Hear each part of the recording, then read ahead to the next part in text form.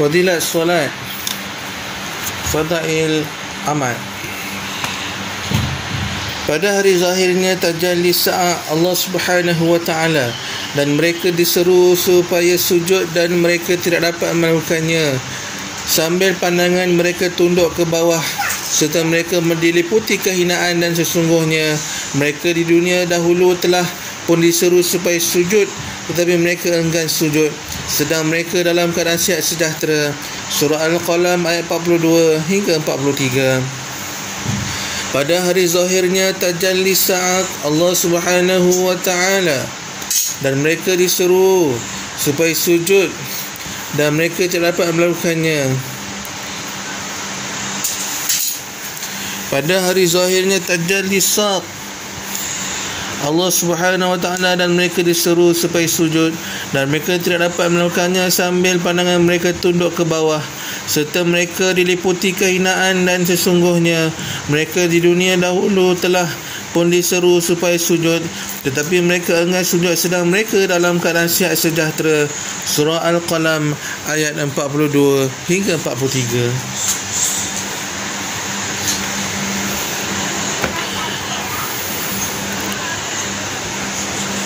Pada hari zahirnya tajalli saat Allah Subhanahu wa ta'ala, pada hari zahirnya tajalli saat Allah Subhanahu wa ta'ala, dan mereka diseru supaya sujud dan mereka tidak dapat melakukannya, sambil pandangan mereka tunduk ke bawah, serta mereka diliputi kehinaan, dan sesungguhnya mereka di dunia dahulu telah pun diseru supaya sujud, tetapi mereka enggan sujud, sedang mereka dalam keadaan sihat sejahtera.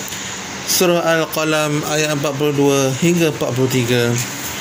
Pada hari zahirnya tajalli saq Allah Subhanahu wa ta'ala, dan mereka diseru supaya sujud dan mereka tidak dapat melakukannya, sambil pandangan mereka tunduk ke bawah, serta mereka diliputi kehinaan, dan sesungguhnya mereka di dunia dahulu telah pun diseru supaya sujud, tetapi mereka enggan sujud, sedang mereka dalam keadaan sihat sejahtera.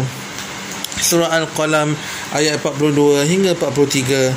Keterangan: tajalli saq ialah satu keagungan dan kehebatan Allah Subhanahu wa ta'ala yang akan zahir di pada mahsyar kelak. Semua orang Islam akan terus sujud apabila melihat tajalli saq.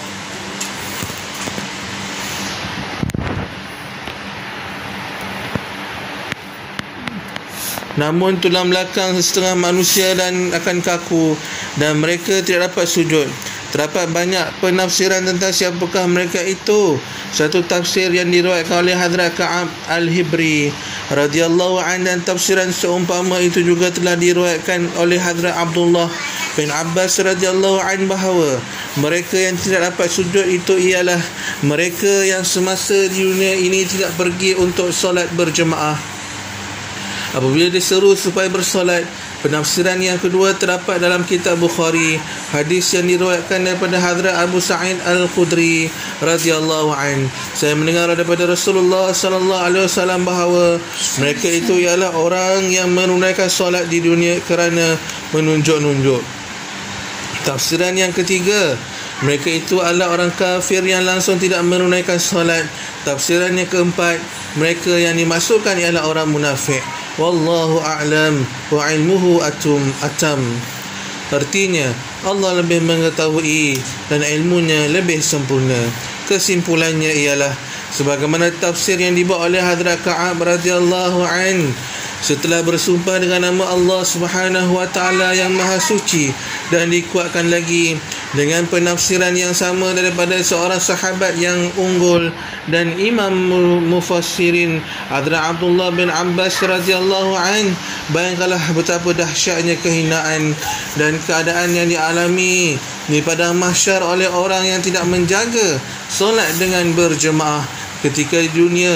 Keadaannya sangat buruk sehingga dia tidak dapat bersujud, sedangkan pada masa itu semua orang Islam yang lain sibuk bersujud. Selain daripada itu, terdapat banyak lagi amalan kerana meninggalkan solat berjemaah. Bagi seorang Islam sebenarnya tidak perlu kepada satu ancaman pun. Perintah Allah Subhanahu wa ta'ala dan Rasulnya adalah yang paling berharga bagi mereka.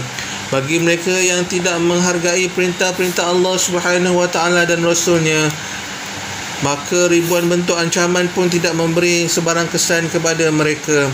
Apabila sampai waktu menerima azab, barulah mereka akan menyesal, tetapi sudah tidak berguna lagi.